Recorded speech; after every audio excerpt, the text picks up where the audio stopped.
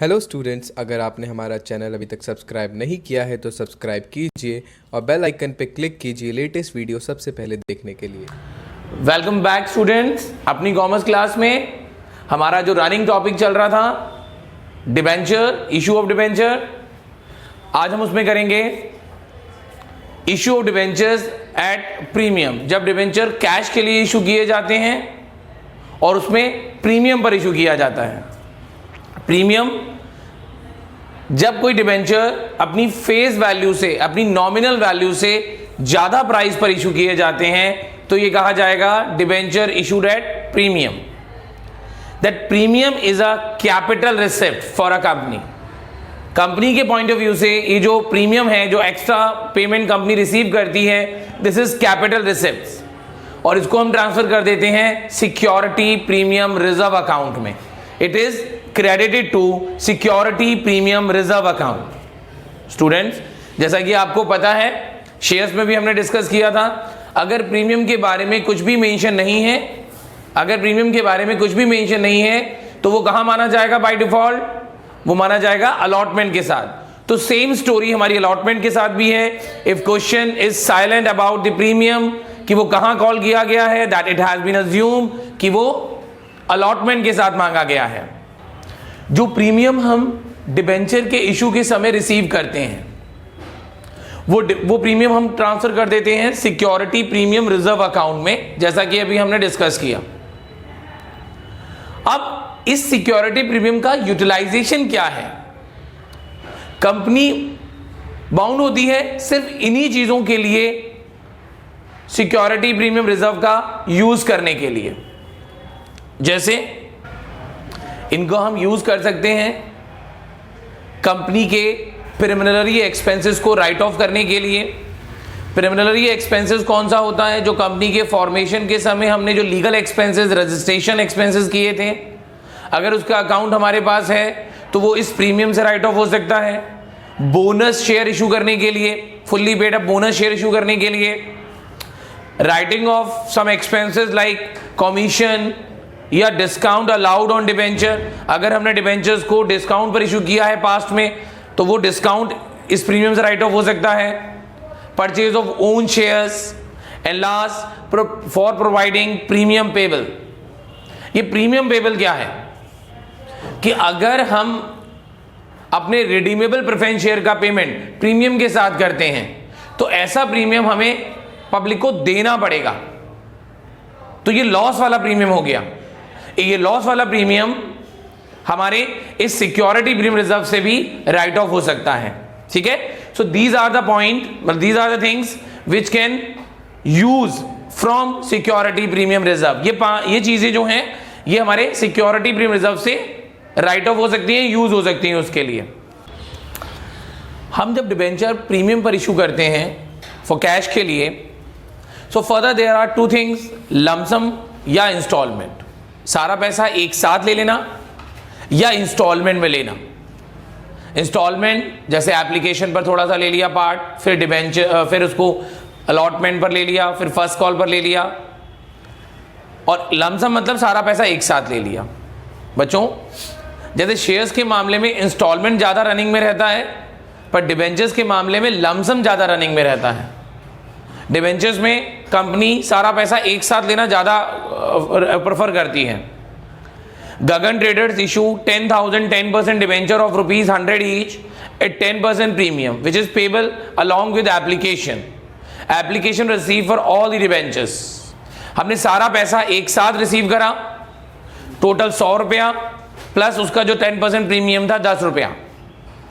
कितने डिबेंचर्स पर? 10,000 डिबेंचर्स पर। पहली एंट्री हो जाएगी bank account debit to debenture application allotment account 10,000 multiply by 110, 11 lakh. फिर debenture application allotment account debit to 10% debenture and then security premium reserve account 10,000 multiply by 100, 10 lakh. 10,000 multiply by 10, the premium amount, this is the debenture value और this is the premium amount. Total आ गया 1 लाख और plus 10 lakh, 11 lakh. अब हम करेंगे कि debenture जब instalment पर इशू किए जाते हैं। Next, instalment. अगर डिबेंचर प्रीमियम पर इशू किए जाते हैं और हम इंस्टॉलमेंट में पैसा लेते हैं, Vishal limited issue 5,000 9% debenture of ₹100 each at premium 20% and amount is payable like 40 रुपया एप्लीकेशन पर और बाकी पैसा हम लोग ले रहे हैं अलॉटमेंट पर। अब यहाँ ये मेंशन नहीं किया गया कि प्रीमियम कहाँ है, तो प्रीमियम कहाँ पर होगा, प्रीमियम अलॉटमेंट के साथ ही लिया जाएगा, इसके साथ मांगा जाएगा by default. It is written 20%। सो ये 20% वैल्यू किस पर निकाली जाती है, उसके डिबेंचर्स की फेस वैल्यू पर, जो कि क्वेश्चन में है 100 का 20% हो गया 20 रुपीज, इसका मतलब 20 रुपीज का प्रीमियम हो गया। एप्लीकेशन है 40 रुपीज की, उसकी एंट्री हो जाएगी bank account debit to debenture application account 5,000 multiply by 40, 2 lakh.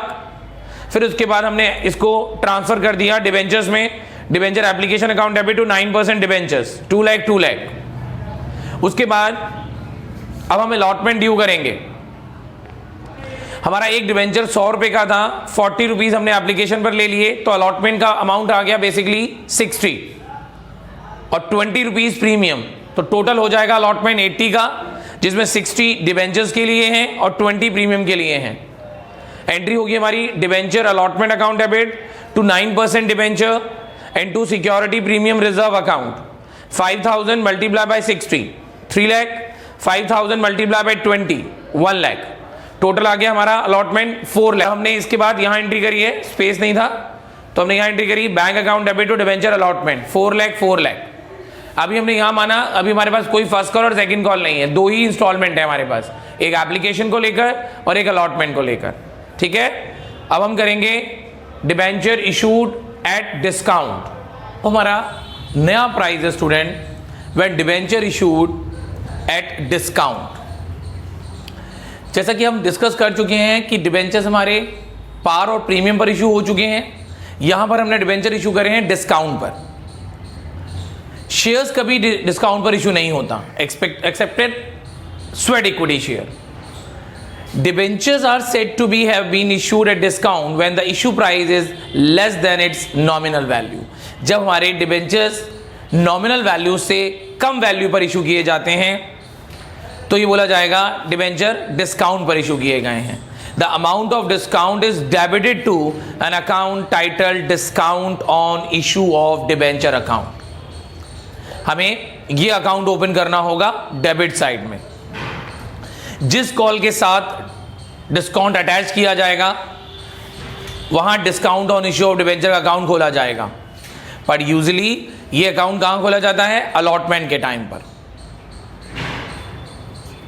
It is written off in the year when the loss is incurred. ये उसी साल, जिस साल ये इनकर्ड होता है उसी साल इसे हमें राइट ऑफ करना होगा, इसको हमें आगे अगले सालों में कैरी नहीं करना है। तो उस साल की जब हम बैलेंस शीट बनाएंगे तो इसका अकाउंट ऑलरेडी हमारी बुक्स में से क्लोज हो चुका है। When debentures are issued, it is a capital loss for the company. It is written off from security premium reserve। जैसा अभी हमने डिस्कस किया था कि सिक्योरिटी प्रीमियम रिजर्व का यूटिलाइजेशन, वहां एक पॉइंट आया था कि हम राइट ऑफ कर देते हैं एक्सपेंसेस लाइक कमीशन और डिस्काउंट। ये उसी डिस्काउंट की बात कर रहे थे, यही वो डिस्काउंट है जिसे हम सिक्योरिटी प्रीमियम रिजर्व से राइट ऑफ कर देते हैं अगर हमारे पास सिक्योरिटी प्रीमियम रिजर्व का बैलेंस है। और अगर सिक्योरिटी प्रीमियम रिजर्व का बैलेंस हमारे पास नहीं है या सफिशिएंट नहीं है, अगर सिक्योरिटी प्रीमियम रिजर्व का अमाउंट सफिशिएंट नहीं है डिस्काउंट को राइट ऑफ करने के लिए, तो बचा हुआ जो डिस्काउंट है वो कहां से राइट ऑफ होगा, statement of profit and loss से। दैट मीन्स आपको डिस्काउंट का अकाउंट राइट ऑफ करना ही पड़ेगा। ओके, डिस्काउंट का को जो राइट ऑफ करा जाता है, जैसा कि हमने डिस्कस किया, प्रीमियम रिजर्व से और statement of P and L से। अगर सफिशिएंट नहीं है सिक्योरिटी प्रीमियम रिजर्व का अकाउंट तो हम statement of P and L का अकाउंट खोलेंगे। तो आप ये सीक्वेंस देखेंगे, आपको ऐसा ही करना है। ऐसा नहीं है कि सिक्योरिटी प्रीमियम रिजर्व का अमाउंट सफिशिएंट नहीं है तो आपने इसको डेबिट नहीं करा, पूरा स्टेटमेंट से ही ले लिया। आपको पहले इसी को क्लोज करना है, उसके बाद जो बचा हुआ अमाउंट है वो आप लेंगे statement of P and L से। और डिस्काउंट का अकाउंट जो डेबिट हुआ था उसको हमने यहां क्रेडिट करके क्लोज कर दिया। विद इन अ ईयर, जिस ईयर में हमने डिबेंचर इशू किए थे डिस्काउंट पर, उसी साल में हमें इसका अकाउंट क्लोज करना होगा। तो जो 31 मार्च को जो हमारी बैलेंस शीट बनेगी वहां इसका अकाउंट क्रेडिट हो गया तब तक, और ये खत्म हो गया। Okay, in numerical question regarding discount. Era limited issued 20,000 9% debenture of ₹100 each at a discount of 4% on 1st April 2020, payable 20 on application and balance on allotment, pass journal entry. इसमें ये बिल्कुल नहीं बताया गया कि डिस्काउंट कहाँ शो करना है आपको, तो बाय डिफॉल्ट हमें उसे अलॉटमेंट के साथ दिखाना है। ठीक, 4% डिस्काउंट है तो 100 का 4% हो गया ₹4। पहले हम एप्लीकेशन की नॉर्मल एंट्री करते हैं, bank account debit to debenture application, then debenture application account debit to 9% debenture, 20,000 debentures और एप्लीकेशन है 20 का, ये हो गया 4 लाख। अब हम अलॉटमेंट ड्यू करेंगे। 100 में से 20 एप्लीकेशन के हो गए, हमारे बचते हैं बैलेंस में 80, और उस 80 में हमें ₹4 डिस्काउंट के दिखाने हैं। तो कितना रुपया हो गया? 76 हमारा अलॉटमेंट पर हो गया। Debenture allotment account debit 20,000 into 76 and discount on issue of debenture account debit 20,000 into 4, ये आ गया 80,000। टोटल हो गया 16 लाख। अब जब हम रिसीव करेंगे bank account debit to debenture allotment, तो हम रिसीव करेंगे 15,20,000। जबकि आप देखें कि डिबेंचर को हमने जो क्रेडिट किया है, अपनी जो लायबिलिटी बनाई है वो पूरी बनाई है। हम पब्लिक से ही तो कम पैसे ले रहे हैं, पर लायबिलिटी जो शो करेंगे वो पूरा ही करेंगे, हमें देने पूरे ही पड़ेंगे, तभी तो ये हमारा लॉस हुआ। अब इस डिस्काउंट का अकाउंट आपको क्लोज करना होगा। प्रायोरिटी देनी है आपको एसपीआर को, जबकि इस क्वेश्चन के हिसाब से हमें कहीं नहीं पता कि हमारे पास एसपीआर का अकाउंट है। तो हमारी सेकेंड हमारा अकाउंट होता है statement of P and L. तो हमने इसे statement of P and L से राइट ऑफ कर दिया। Statement of P and L DR to discount on issue of debenture 80,000। बच्चों के दिमाग में ये भी क्वेश्चन आ सकता है कि जब एसपीआर का बैलेंस नहीं दिया था तो आपने उसे नहीं लिया, statement of P and L का भी बैलेंस कहां दिया है, तो उसको कैसे ले लिया? तो बच्चों, statement of P and L debit में जा सकता है, जबकि एसपीआर डेबिट में नहीं जाएगा। अगर वो नहीं है तो उसको हम माइनस में नहीं लिख सकते, but statement of P and L minus में लिखा जा सकता है बैलेंस शीट के फेस पर। ठीक है, जब हम बैलेंस शीट बनाते हैं वहां एक रिजर्व एंड सरप्लस का हेड होता है, वहां हमें अपना पी एंड एल का बैलेंस दिखाना होता है, और अगर वो माइनस में जा रहा है तो हम उसे माइनस में ही दिखाते हैं। नॉर्मल कैपिटल उसकी तरह, पार्टनरशिप की तरह या सोल प्रोप्राइटर की तरह कैपिटल में से लेस नहीं करते हैं लॉसेस को। अगर हमारा पी एंड एल का डेबिट बैलेंस आ रहा है तो वो एज इट इज दिखाया जाता है कंपनी की बैलेंस शीट में, तो इसलिए वो माइनस में जा सकता है, तो उसका बैलेंस ना होने पर भी हम उसे डेबिट कर सकते हैं। ओके, तो ये हमारा इसका अकाउंट क्लोज हो गया।